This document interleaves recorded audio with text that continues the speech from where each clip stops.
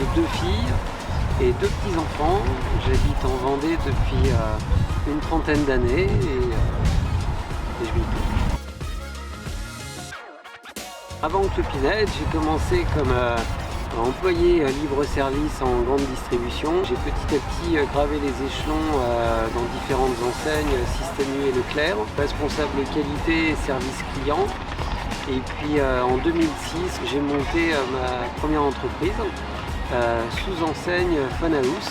En 6 ans, on en a ouvert 5. Ma première expérience d'entrepreneuriat, en tout cas, a été de 2006 à 2013 en téléphonie multi-opérateur.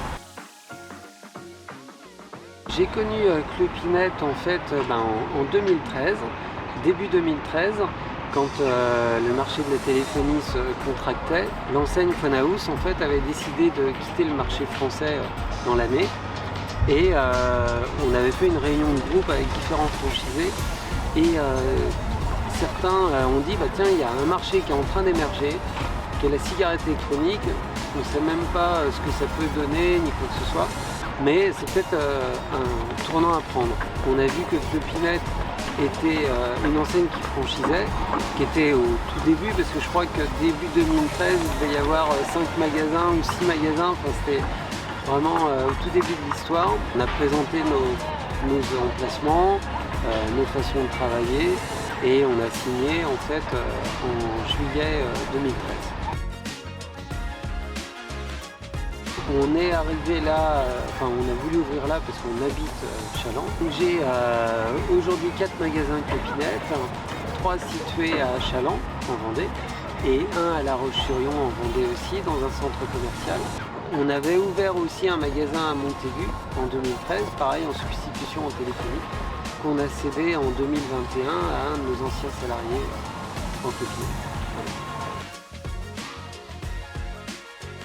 L'enseigne Clopinet a su petit à petit s'adapter à la fois aux attentes des franchisés et des consommateurs. Aujourd'hui, on le voit, l'ambiance est plutôt bon enfant entre franchiseurs et franchisés. Il y a une vraie écoute et on le voit aussi au niveau des résultats. Il y a eu aussi des vrais virages qui ont été pris auprès des clients pour toujours s'assurer d'apporter le service et la qualité et de répondre à leurs attentes.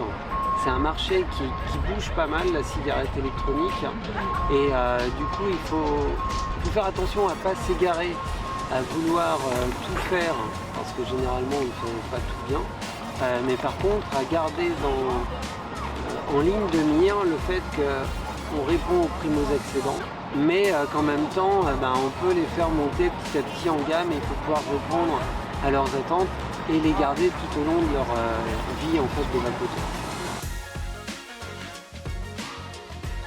Alors déjà, je lui dirais que si elle veut rejoindre le réseau Clopinet, il faut avant tout qu'elle aime le produit, qu'elle aime les gens, parce qu'on n'est pas juste un distributeur bonjour, au revoir, merci. Ça demande beaucoup d'empathie, ça demande de l'accompagnement, ça demande de la reconnaissance. Et si un franchisé ou un futur franchisé a ces qualités-là, ou en tout cas ces envies-là, j'invite vraiment à rejoindre le réseau parce que c'est un métier qui est fort agréable, qui a relativement peu de contraintes au final.